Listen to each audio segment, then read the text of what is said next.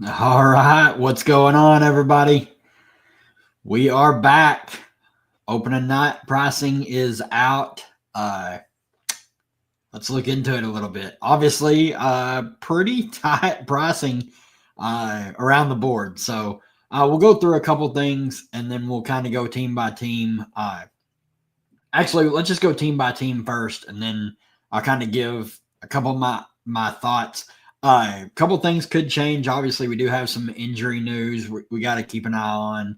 We got some players that are away from teams that we need to keep an eye on. Lot of stuff that could change. So definitely don't just watch this stream back, or if you're watching it live, don't watch it back like tomorrow and think everything's fine for Friday because stuff still could definitely change. But let's start here on the Atlanta side. Obviously, Ryan Howard, she's going to have the highest usage on this team. A lot of people don't understand the dream. Like they're going to be DFS gold this season. Just what like Smesko as their new head coach. Smesko ball has found its way to the WNBA, and it's going to be just DFS gold all year round. They're going to shoot just an absurd amount of threes. They're going to play at a ridiculous pace. So Ryan Howard, she's obviously got a huge ceiling. Obviously not a very efficient shooter, but 10.2K makes for a solid contrarian spend up. A little bit overpriced, but there's definite value here that you can get up to these higher price players.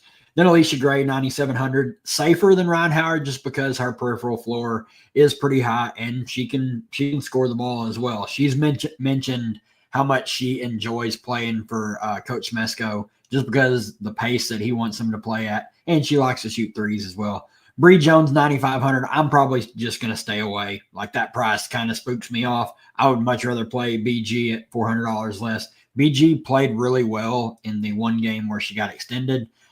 Hit 2 threes right off the bat. And then this last game, she played 2 minutes and hit a three before sitting. Jordan Canada's already ruled out. She's going to be out for at least, just diagnosed with a right knee injury and will be reevaluated in 2 weeks. That was 3 days ago. So she's going to miss at least a couple weeks. It looked really bad. So I'm glad it wasn't anything too serious, or it seems.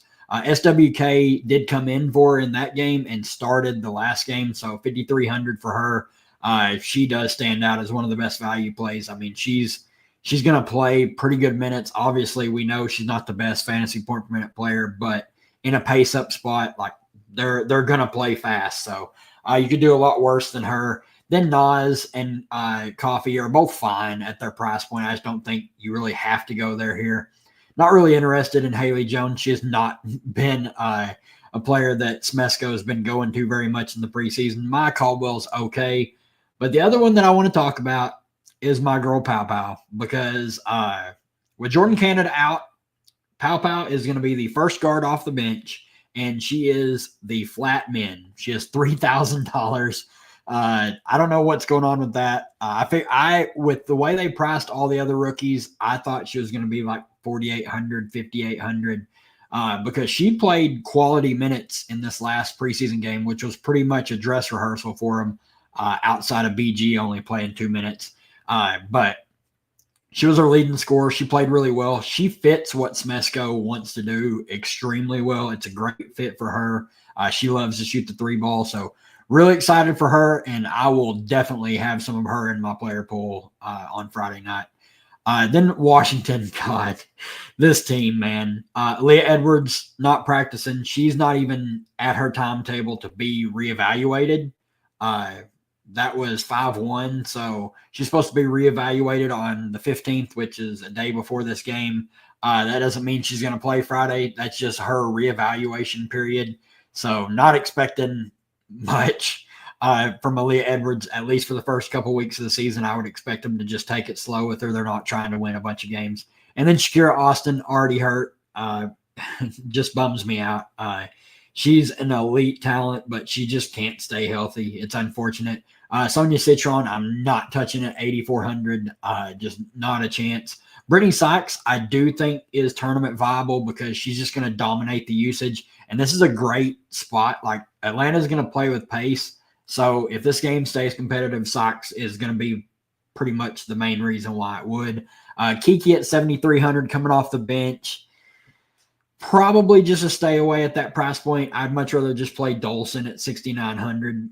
I don't really want to play her, though. The best play on this team is Emily Ingsler at 4,900. I mean, assuming Shakira Austin misses this game, Ingsler's probably just the best play on the slate, in my opinion. We have absolutely nuked the two or three times over the last couple years where it was Emily Ingsler day, and she's always been underpriced, underowned. She's been starting in the preseason with Austin and Edwards hurt, so no real reason to believe that she wouldn't start again. I don't know if Sikakone is going to be back with the team yet or not. That could change a few things. Would eat into minutes for Dolson, Ingsler, and Kiki. And then the starting point guard. We are going to get this news before lock because it is the first game. It's been a battle between Sug Sutton and Jade Melbourne. One of them will win the starting point guard job. So in line for a little bit more work. Neither are going to be priorities, but price point wise, you're probably going to want, if you're making 10 plus lineups, you're probably going to want the starter and maybe a couple of them. Then this other game starts at 6:30, Minnesota at Dallas. On the Minnesota side, fee 11.8K. Easily, someone you can easily get to on this slate. I mean, Dallas, their defense is going to be better this season, but they're still a team that's going to want to play at an extremely high pace, just the way their offense is run. And then Courtney Williams, 9,400, probably just staying away at that price point. She can fill the stat sheet up, but 9,400 is pretty steep. The big news is Kayla McBride. Will she rejoin the team? She's been away with personal issues. So I don't know if she's going to be back. That's really the main one. We'll have to keep an eye on going into the games. Luckily, it is the same start time as Atlanta and Washington. Alana Smith, I'm expecting her to be back.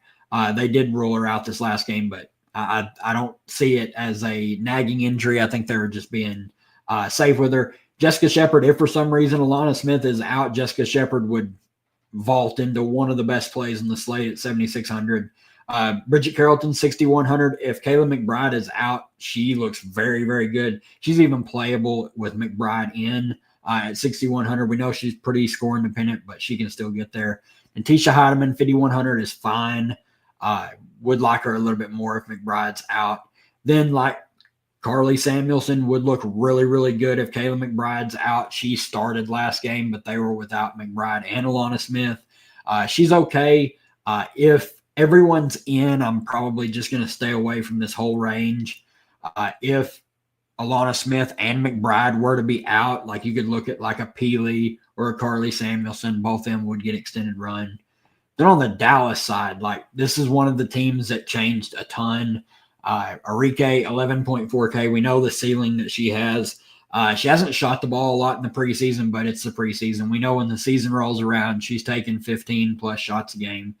Paige Becker's at 9,900. Look, I love me some Paige, but if you want to pay 9,900 for her, she's going to be about 2% owned. Best of luck to you. I don't want to pay that price tag for her, especially against a team like Minnesota who does play pretty good defense. Then Big T, 8,700. That's just too steep of a price tag for me. She did not even start this last game. They actually went Misha Hines-Allen over her. So definitely keep an eye on that. Nalissa Smith, 8,600. Okay. Dejanay, 8,500. Okay. A lot of these players, like I want to see how they fit with this team before I just start jamming them in. I do think Dallas is probably like my least favorite team to target. Like after I looked at all the pricing, all like just everything on this 3-game slate, there's not a lot on this team that like really draws me in. Maddie, 6,600 is fine. Ty Harris, if she plays, I'm not paying 6,700 for her. If Misha Hines-Allen starts, she's probably my favorite of the plays on this team. Point per dollar wise at 7,100. We know she stuffs the stat sheet. Then like the rookies, like Zaya James, Quinterly, I'm just not going to get there with them.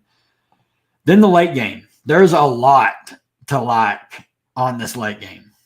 A lot. So this late game, we saw it in the preseason. It was Golden State's first preseason game. On the Spark side, Hamby, 10.9K. She's going to stuff the stat sheet. She can put up a good scoring game at any time. And then they added Kelsey Plum. She's going to play the point. Really, really excited for her. She has some big upside. We know Golden State's not going to be very good. If they can keep this game competitive, the late night hammer will 100% be a factor on this slate, in my opinion. Rakia Jackson's looked really good this preseason.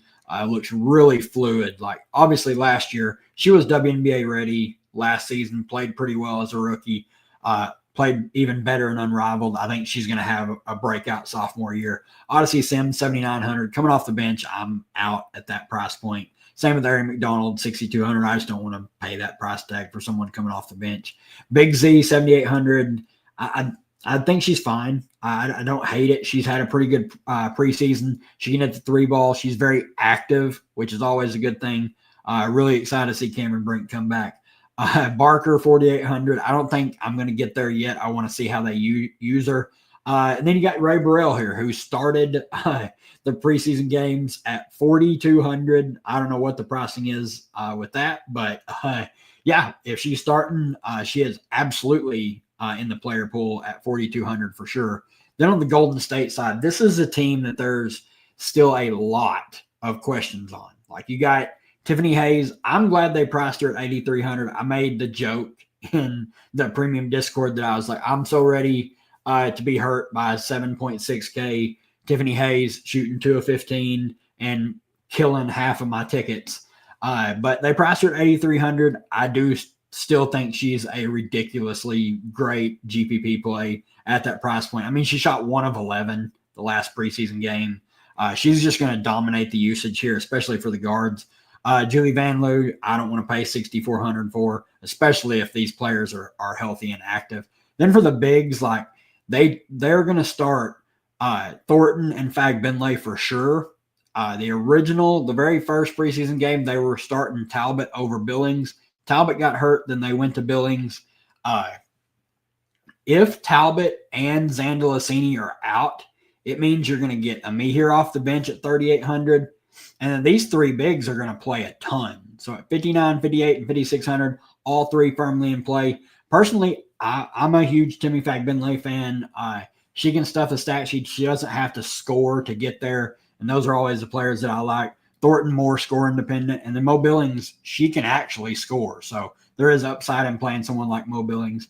And then Veronica Burton at 4,800. I mean, she's going to play, especially if like a Kate Martin's out. Like, Veronica Burton's going to play high 20s minutes. And at 4,800, obviously she's not the best fantasy point per minute player, but she can get there for sure. So, all right, let's look here. Let's answer some questions, and then we'll hop in here and go over a few things. I just wanted to run through all the games, get kind of back in the swing of things. All right, let's see here. Yep, it's almost here. It's almost here. When I got the notification that my contests were ready to draft for all my tickets, I was excited. I didn't think they would just drop the pricing. I thought they would drop the contest and then it would be tomorrow or Wednesday before we got actual pricing, but I'm kind of glad that they did. Rakia, it is in fact Rakia Jackson season. What's up? What's up? Yep, we are back. We are back. I appreciate it. Yeah, glasses. I've been wearing them a lot more here lately. My contacts really been bothering me. We are back. Yep, Smesco ball. I can't wait. I can't wait. Yeah, see, I just can't get to Kiki at her price. Like, her price spooks me. Like, at that price for Kiki, like 7,300, I would just, like, you can almost $3,000 cheaper is Emily Inksler, who's going to start and probably play more minutes. So I hope they give Kiki extra run, but I need to see it first. Yeah, Inksler season. It is in fact Inksler season. She has never let us down when it's been her time to shine. So yeah, I do. I don't think that's a bad take. I do think Paige could get there, and I think she's a contrarian spend up. It's just really hard. Like, when you look at who's priced around her, like, you could probably make a case to play her over Ryan Howard, especially if she's going to play like low 30s minutes. But like, I would rather pay the extra $600 to play Kelsey Plum. I would rather save the couple $100 and play Alicia Gray. I just don't know really what to expect with Paige. I mean, obviously she's an elite scorer. She's an elite passer, but it's a tough matchup, and that's a steep price point. But like, if you're going to get her at 5% ownership, I mean, it's going to be worth it.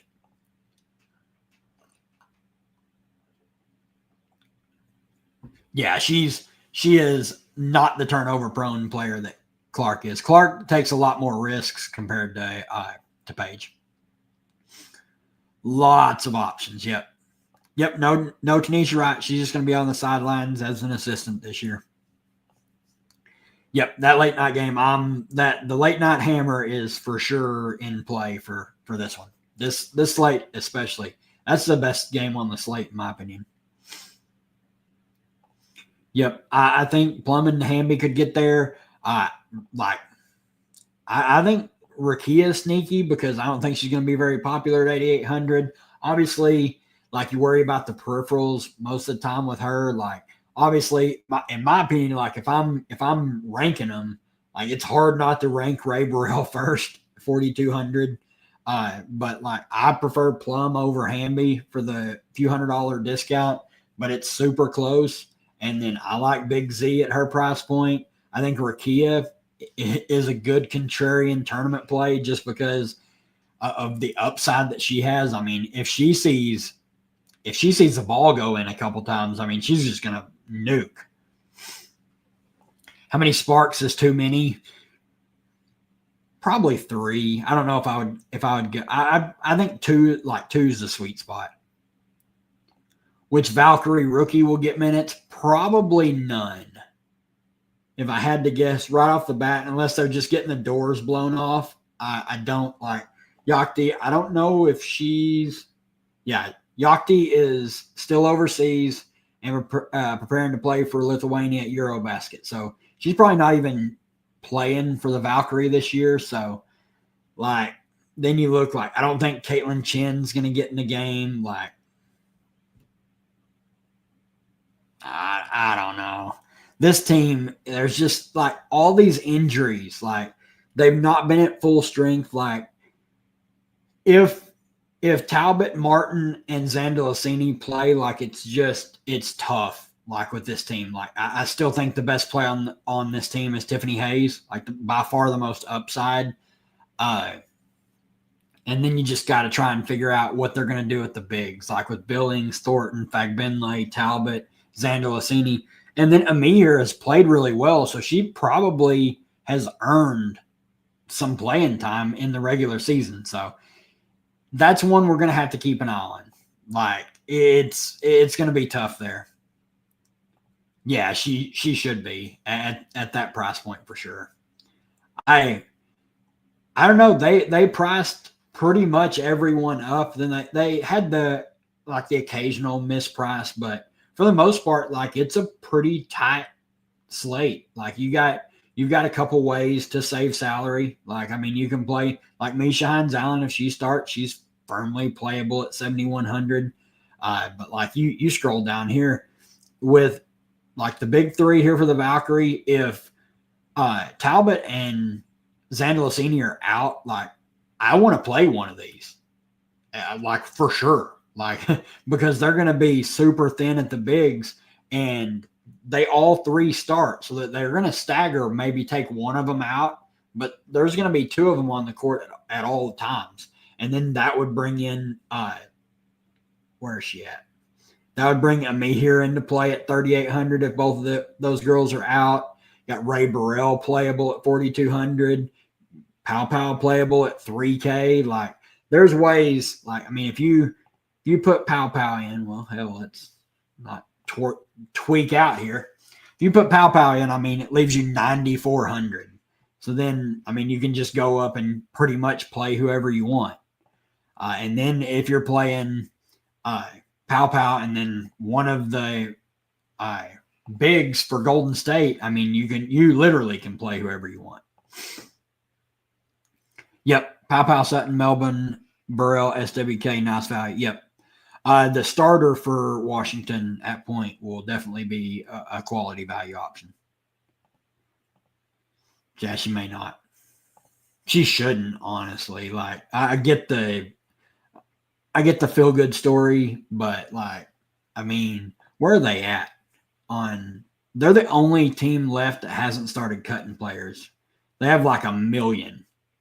They have like 20 players. Obviously, Yaki she's not even in the consideration. She's not with the team. Let's see, 1, 2, 3, 4, 5, 6, 7, 8, 9, 10, 11. Jesus Christ. 12, 13, 14, 15, 16, 17. They have to cut 5 players. So you're probably looking Chin, Bibby. Man. I mean, Leite, I mean, she played pretty well in the first preseason game, and then she got 14 minutes in the second one. I don't know. Chin, I don't think Chin makes this team. It really just depends. I thought Linskins played really well in the first preseason game against LA, and then she didn't get to play very much in the second one, which is usually a bad thing. But we'll see. I mean, yeah, they have to cut 5 players before Friday, so we'll see who they end up cutting. Yeah, the big dogs, pretty much all the big dogs are there on Saturday.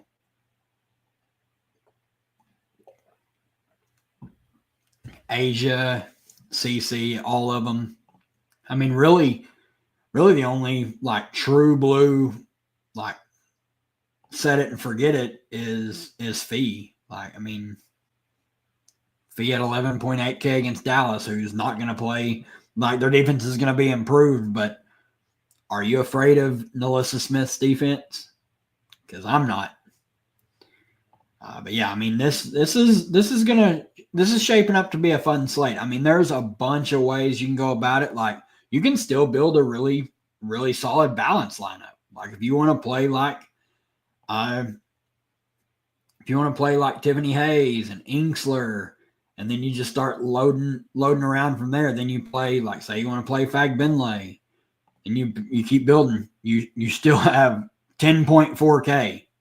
So I mean, you can really build whatever you want. You can still play Enrique if you want to play Enrique, or if you want to go up and still play Fee. Still have 9,700 for 2 players. So there's a lot of ways you can build. It's gonna, like, I think when people first saw the pricing, they got spooked off. They're like, oh my God, why this person's priced 9,800? This person's priced 10-1. And it spooked a lot of people off, and they're like, oh, it's such a tight pricing or tight price slate. But I think once you really start diving in and really start looking at the value that's there, I mean, there's just an abundance of value. Like, Shakira Austin is not playing in this game. She has not practiced. She's not been in any preseason game. She's still not practicing. She's not even been reevaluated. So she's not playing. I mean, they're not trying to win, so they're not going to rush her back. So that means that Emily Inksler, who started both preseason games, is going to start at 4,900, and we know is north of a fantasy point per minute player. I mean, when she gets quality minutes, she absolutely just piss stomps. 27 minutes, 34 fantasy points. 26 minutes, 28 fantasy points. 26 minutes, 15 fantasy points. 23 minutes, shot 0 of 5, still 15 fantasy points. 18 minutes, 24 fantasy points. I mean, you look here, 27 minutes, 43 fantasy points. She's an elite. She will fight for your money. And that's why I love playing Emily Inksler. No matter what the game is, no matter if they're getting their just doors blown off. Well, that would be bad because she's no longer a part of the back end of the rotation. She would be a starter. So we definitely need this game to stay somewhat competitive. But, I mean, she can get there. Like, this was the game when we played her last year. I remember this game extremely well. She come in against Indiana late in the game. A bunch of people got hurt. 19 fantasy points in 17 minutes. We all played her here in this game against Dallas. I think she was like 18% owned. She played 25 minutes. I remember she picked up a bunch of fouls, and she just nuked 43 fantasy points in 25 minutes. Shot 7 of 11. I mean, anytime someone shoots that strongly, I mean, they're gonna put up a big score. But that's just what she can do. That's why I love playing Emily Ingsler. There's a lot of players that are not going to fight for your money. If they're having a bad game, they're checked out. They're already looking forward to the next game. Emily Ingsler will fight for your money. She's gonna if the shot's not falling, she's gonna get you some stocks, or she's gonna grab some boards, or she's gonna try and get some assists. Like there are ways you can get there with her. Let's see here. Yeah, BG over Brianna for sure. Yeah, that's I can't believe they priced Brianna over BG.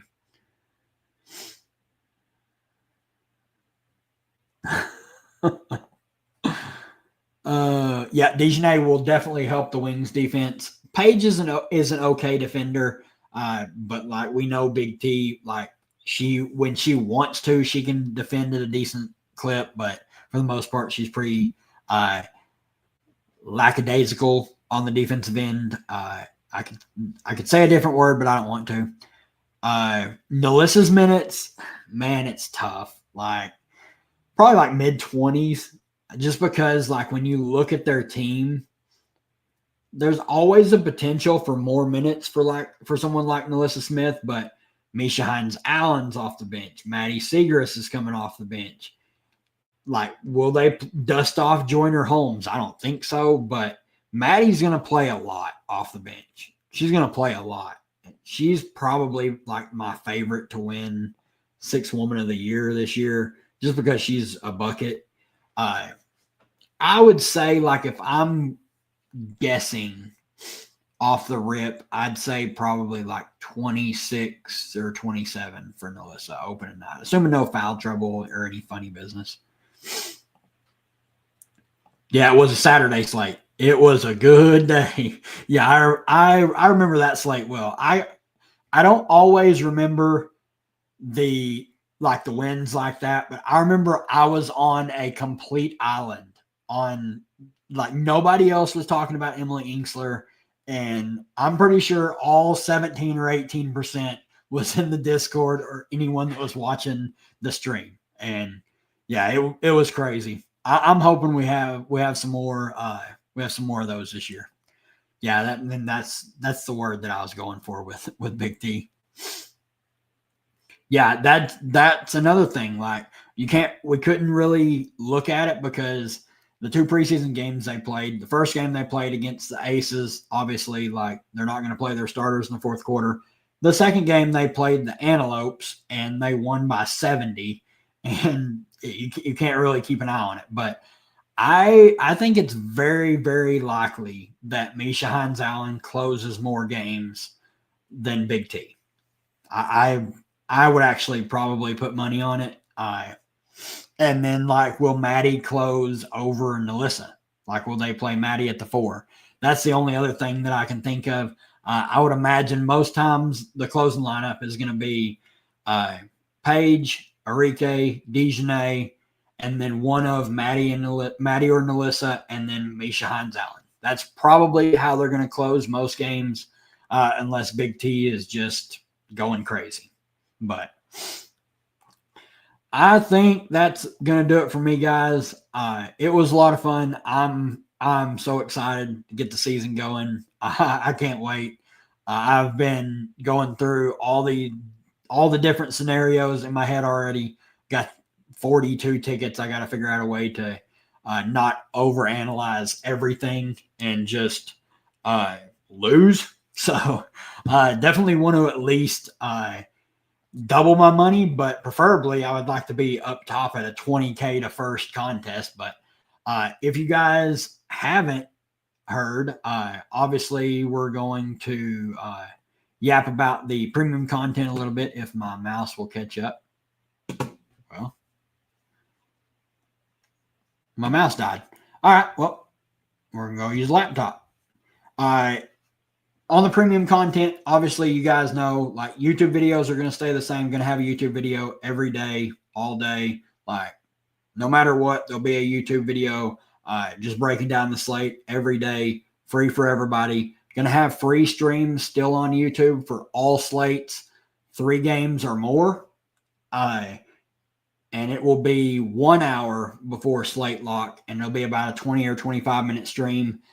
Then going to go and stream for premium subscribers. But if you want to join the premium content, it's going to have player pool for DraftKings, core plays for both sites. We're going to have roster construction videos for both sites, and we're going to have roster construction video for the featured showdown on DraftKings.